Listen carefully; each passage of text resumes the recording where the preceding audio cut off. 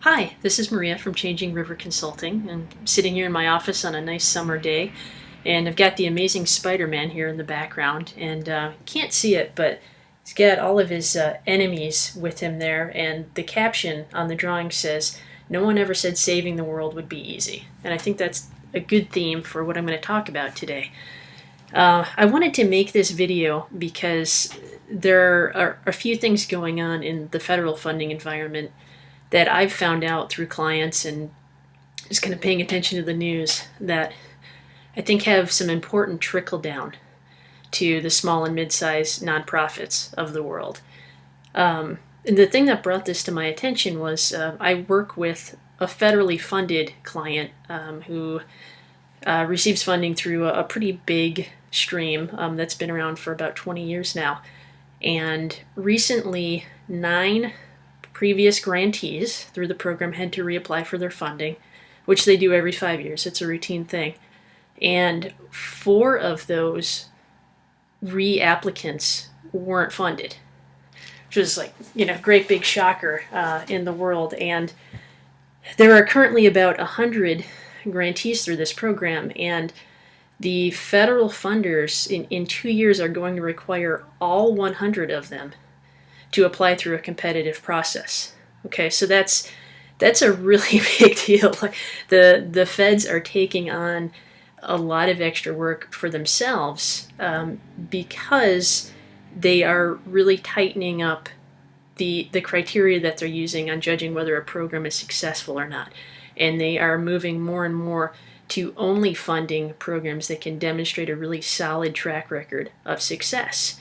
And I looked around a little bit more, and the Obama administration has really focused on improving the quality of measurement and evaluation of the social services that they're funding. And this has spread even as far as like Head Start, which has been kind of this untouchable program out there in the world, and they are actually requiring something like 115 Head Starts to reapply for funding because they've been labeled as deficient. That's actually the word that they used. So there's a lot of shakeup going on at the federal level. A lot of people are nervous, and they have good reason to be. More and more, if you are going to be getting federal funding or state funding that's filtered down from the federal government, you have to demonstrate your success through really solid outcomes, solid evaluation plans, and having a lot of data to back up the claims that you're making. Okay, given that, if you are the small neighborhood nonprofit, or you're working in a small town, you're not federally funded, you're not state funded, you might be thinking, what does this have to do with me?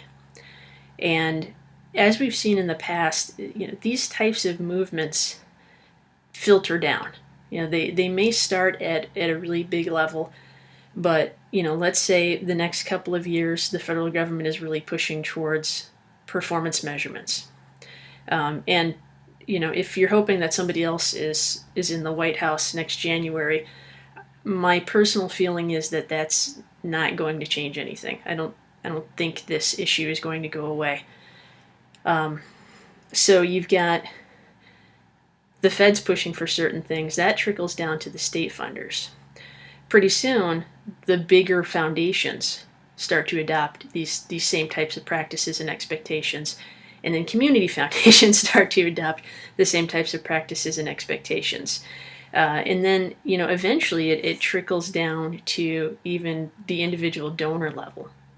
Where donors might be looking at 4 or 5 different organizations and thinking about, what does my donation buy me? Where can I get the most success? Where can I help the most people given what I have to donate?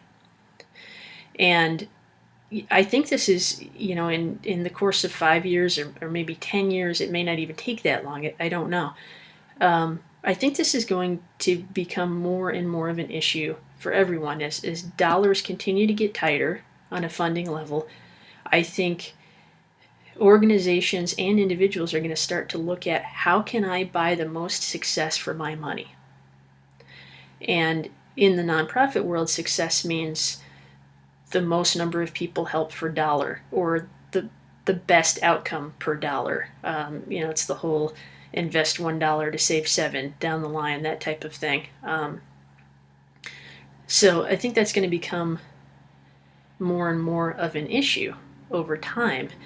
And the time to adapt to that is now. I'm not saying this to freak anybody out or to start some sort of a controversy. I think if you are a smaller program and you don't have a solid performance measurement, a solid evaluation strategy in place, start on it now. Start to organize your program records, start to get an Excel spreadsheet going, or Google Docs, or anything that you have to do to start putting some numbers together. Get help if you need it. Look around for funding to get help if you need it, possibly from that community foundation that's going to be asking you for these types of numbers, and really make that a priority strategically over the next couple of years to get yourself in a position where you can prove the success that you're having. If you can't show it with numbers, it isn't real, it doesn't exist. So my advice now, just based on what I'm seeing with some of the larger issues going on in the field, is get to know this evaluation stuff and start to work on it and get yourself ahead of the other people that are all going to be competing in the same pool of money. So hope this is helpful. If you have any questions, I'm always happy to answer at changing-river.com. And I'll see you soon. Thanks.